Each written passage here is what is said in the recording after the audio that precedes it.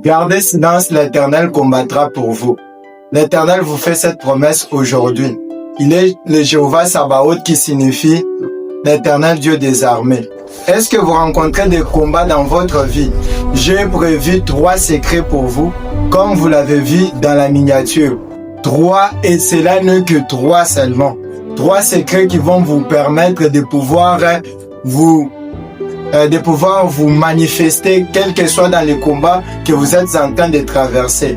Bien-aimés dans le Seigneur, il est sûr que Christ a fait 3 jours dans la tombe.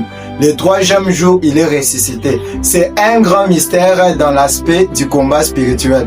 Premièrement, vous devez vous rendre compte que rien n'est au hasard ou encore rien n'est prestigieux dans la Bible. Chaque point renferme une réalité importante.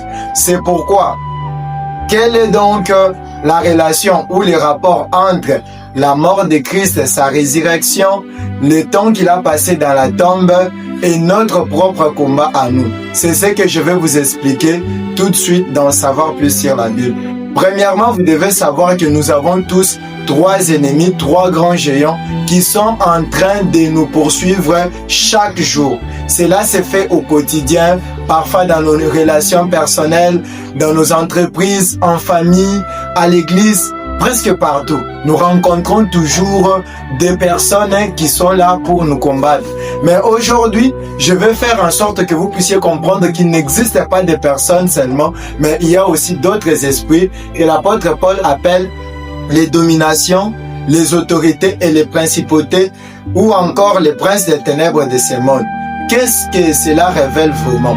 Alors, le premier secret que vous devez savoir est justement lié au premier ennemi que nous abordons. D'abord, les 3 combats, je vous l'annonce.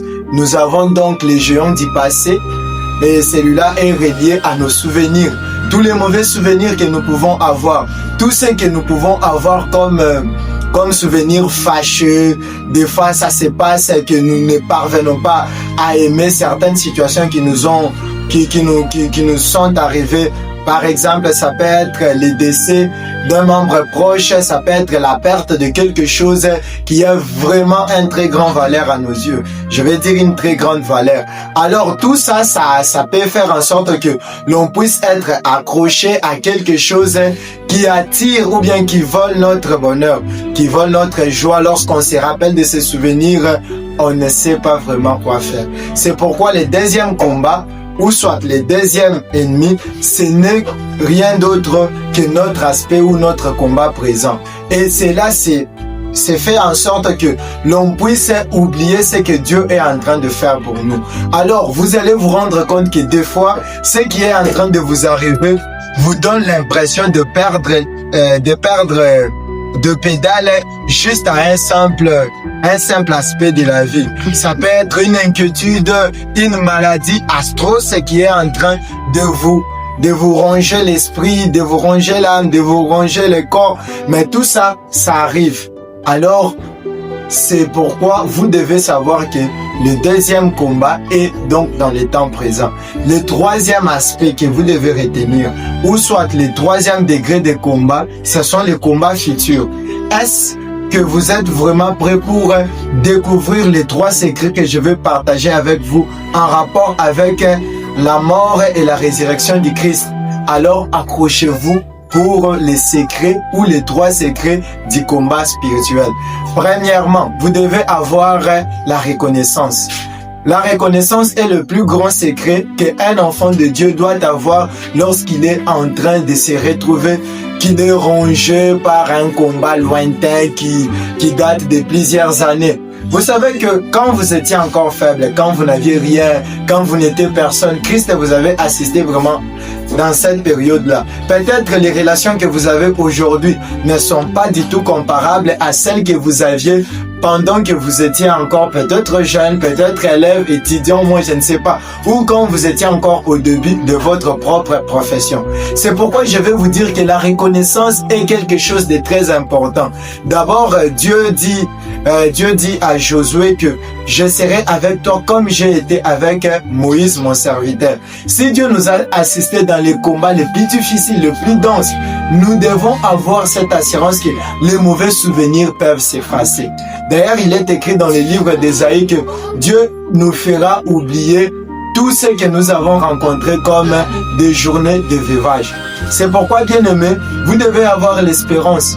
Je vais dire, vous devez avoir la reconnaissance. Reconnaissez bien que ce que vous êtes est d'abord la conséquence de quelque temps que vous avez passé juste avant que vous ne puissiez devenir ce que vous êtes aujourd'hui. Ayez la reconnaissance, c'est tout ce que Dieu vous demande. Si vous êtes reconnaissant que dans les combats passés, Christ m'a aidé, il est possible que Christ fasse la même chose même dans le moment présent. David dit que l'Éternel qui m'a délivré des griffes des lions et des pattes de l'ours me délivrera aussi de la main de ces Philistins.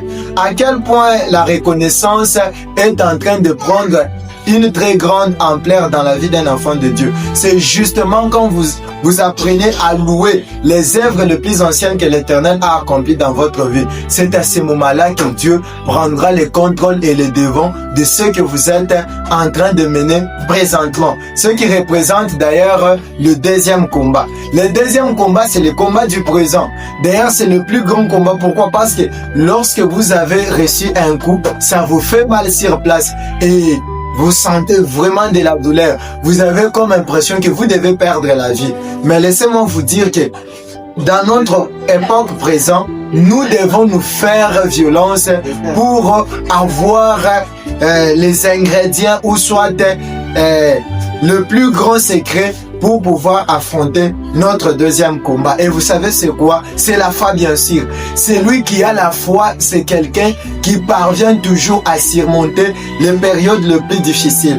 Christ lui-même dit que si vous avez la foi, même si elle est d'une petite grandeur à la taille d'un grain de sénévé, vous direz à cette montagne, déplace-toi d'ici et jette-toi dans la mer et elle vous obéira. Vous vous rendez compte que si donc de petites choses sont à mesure de décanter des grands exploits, combien plus forte raison cela ne pourra pas aussi produire des faits dans notre vie. Le combat présent, c'est ça, les géants que nous sommes en train d'affronter. Mais si donc nous prenons cette discipline de mettre Christ au devant de tout, d'avoir confiance en lui, de renforcer quotidiennement, mutuellement notre foi, cela va nous donner la possibilité de vaincre tout ce qui se présente devant nous comme étant chaque aspect de la vie.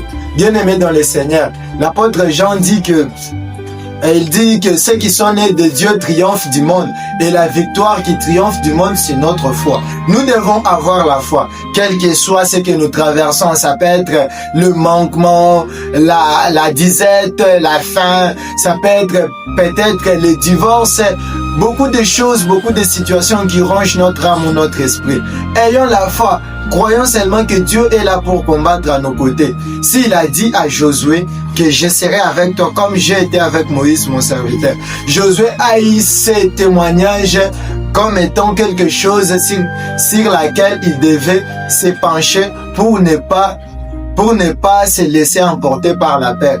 Josué était aussi jeune comme vous l'êtes, mais il a pris son temps pour que tout soit remis entre les mains de Dieu. Votre combat présent nécessite que vous ayez la foi. La foi est la plus grande clé qui puisse décanter des situations les plus denses que vous puissiez avoir. Directement, nous passons au troisième secret qui est donc l'espérance. Vous savez, dans les combats futurs, avec les géants de problèmes, on est là, peut-être célibataire, on se demande, mais quand est-ce que je vais épouser? Quand est-ce que j'aurai une maison? Quand est-ce que je vais m'engager? Quand est-ce que je ferai un projet quelconque qui me passe par l'esprit? Laissez-moi vous aspirer à pouvoir avoir la reconnaissance, la foi, mais surtout l'espérance. Plus vous espérez dans le Seigneur, la Bible dit dans le livre de Psaumes, confie-toi à l'Éternel et mets en lui ta conscience, un pays pour des mers, de fidélité pour pâture. Si donc vous vous confiez à l'Éternel, sachez très bien que même le pays le plus éloigné de vous pourra se rapprocher très proche de vous et ça va vous donner encore plus d'opportunités.